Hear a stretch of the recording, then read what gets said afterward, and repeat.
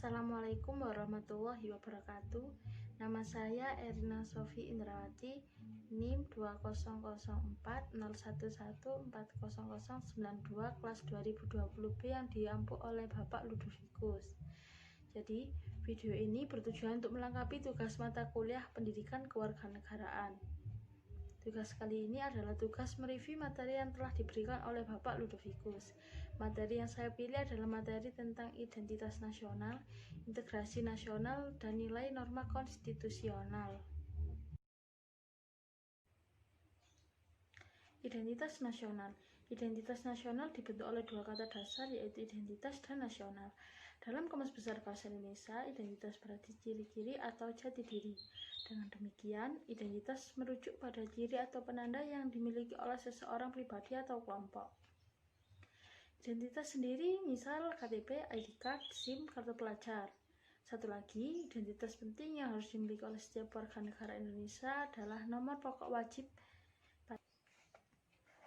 Secara historis, identitas ditandai dengan ketika munculnya kesadaran rakyat Indonesia sebagai bangsa sedang dijajah oleh bangsa asing pada tahun 1908, yang dikenal dengan masa kebangkitan nasional bangsa. Setelah bangsa Indonesia lahir dan menyelenggarakan kehidupan bernegara, selanjutnya mulai dibentuk dan disepakati tentang apa saja yang dapat dijadikan identitas nasional Indonesia. Dengan perkembangan kehidupan berbangsa dan bernegara hingga saat ini, dapat dikatakan bangsa Indonesia relatif berhasil dalam membentuk identitas nasionalnya. Demikian pula dalam proses pembentukan ideologi Pancasila sebagai identitas nasional. Secara politis, identitas nasional Indonesia dapat menjadi penciri atau pembangun jati diri bangsa Indonesia, meliputi bendera negara sang merah putih, bahasa Indonesia, lambang negara Garuda Pancasila, dan lagu kebangsaan Indonesia Raya. Pada hakikatnya, semua unsur formal identitas nasional, baik yang langsung maupun secara tidak langsung diterapkan, perlu dipahami, diamalkan, dan diberlakukan sesuai dengan peraturan perundangan yang berlaku. Untuk memperkokoh identitas nasional, dalam konteks hubungan internasional, setiap negara memiliki bendera negara, lambang negara, bahasa negara, dan lagu kebangsaan. Dengan identitas tersebut, maka NKRI akan semakin kokoh. Integrasi nasional. Istilah integrasi nasional dalam bahasa Inggrisnya adalah national integration. Integration berarti kesempurnaan atau keseluruhan. Kata ini berasal dari bahasa Latin integer yang berarti utuh atau menyeluruh. Integritas nasional mencerminkan proses persatuan orang-orang dari wilayah yang berbeda. Jenis-jenis integritas. 1. Integritas politik. Dalam integrasi politik terdapat dimensi vertikal dan horizontal. Dimensi yang bersifat vertikal menyangkut hubungan elit dan massa. Integrasi ekonomi. Integrasi ekonomi berarti terjadinya saling ketergantungan antar daerah dalam upaya memenuhi kebutuhan hidup rakyat. 3. Integrasi sosial budaya. Integrasi sosial budaya merupakan proses penyesuaian unsur-unsur yang berbeda dalam masyarakat sehingga menjadi satu kesatuan. Sosial budaya juga berarti kesediaan bersatu bagi kelompok sosial budaya di masyarakat, misalnya suku, agama, dan ras. Pentingnya integrasi nasional ditinjau dari keberagaman etnik dan ikatan primordial, inilah pembangunan integrasi bangsa menjadi semakin penting. Setiap penciptaan negara yang berdaulat dan kuat juga semakin membangkitkan sentimen primordial yang dapat terbentuk gerakan separatis, rasialis, dan gerakan keagamaan. Integrasi versus disintegrasi. Kebalikan dari integrasi adalah disintegrasi. Jika integrasi berarti penyatuan, keterpaduan antar elemen atau unsur yang ada di dalamnya.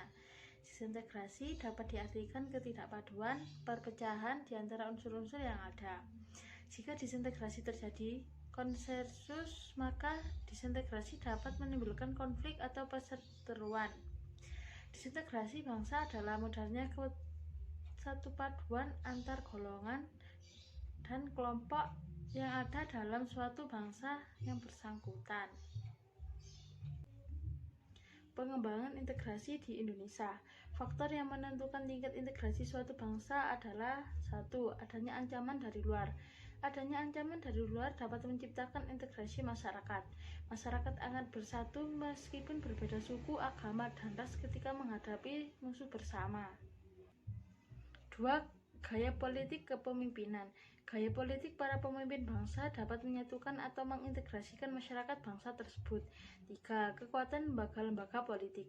Lembaga politik misalnya birokrasi.